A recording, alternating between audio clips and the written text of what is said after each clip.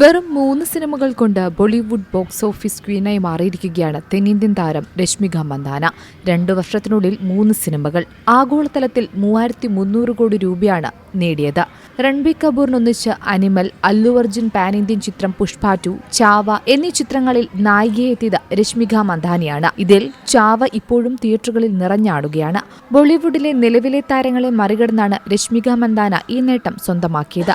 പ്രിയങ്ക ചോപ്ര US-ലേക്ക് ചേക്കേറിയതോടെ ബോളിവുഡ് റാണിപ്പട്ടം ദീപിക പദുക്കോണിന്റെ കൈകളിലായിരുന്നു.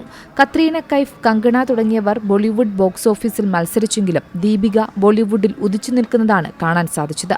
ഇതിനിടെ പുതുതലമുറയിൽ നിന്ന് അലിയ ഭട്ട് മത്സരത്തിനെത്തിയെങ്കിലും ഇതുവരെ ആരും എത്തിപ്പിടിക്കാത്ത ഉയരത്തിലേക്കാണ് രശ്മിക മന്ദാനയുടെ വളർച്ച. 2023 മുതൽ 5 ചിത്രങ്ങൾ കൊണ്ട് 1800 കോടി കളക്ട് ചെയ്താണ് ദീപിക ഈ നേട്ടം സ്വന്തമാക്കിയത്. ഇതേസമയം 300 കോടിയാണ് അലിയ ഭട്ടിന്റെ നേട്ടം.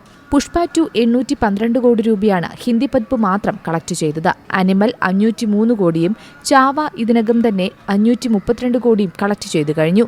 ആകെ 1850 കോടി രൂപയാണ് രശ്മിക നായികയായ ചിത്രങ്ങളിൽ നിന്ന് മാത്രം കളക്ട് ചെയ്തിരിക്കുന്നത്.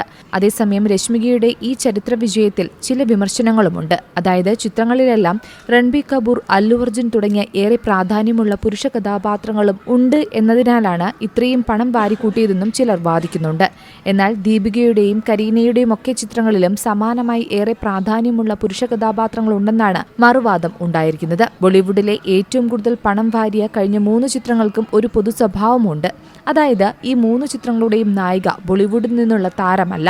അതായത് ബോളിവുഡിന് പുറത്തുനിന്നെത്തി ബോക്സ് ഓഫീസ് അടക്കി വാഴുന്ന കാഴ്ചയാണ് ബോളിവുഡിൽ കഴിഞ്ഞ കാലങ്ങളിൽ നമുക്ക് കാണാൻ സാധിച്ചത്. അത് മറ്റാരുമായിരുന്നില്ല. ഇപ്പോൾ ഏത് മാസ് സിനിമകൾക്ക് ആദ്യ ഓപ്ഷൻ രശ്മിക മന്ദാന തന്നെയാണ്. രശ്മികയുടെ ഉയർച്ചയെക്കുറിച്ചാണ് ഇപ്പോൾ സിനിമാ താരങ്ങൾക്കും പറയാനുള്ളത്. നിലവിൽ സൽമാൻ ഖാൻ നായകനായ സിക്കന്ദറാണ് രശ്മികയുടെ അടുത്ത ചിത്രം.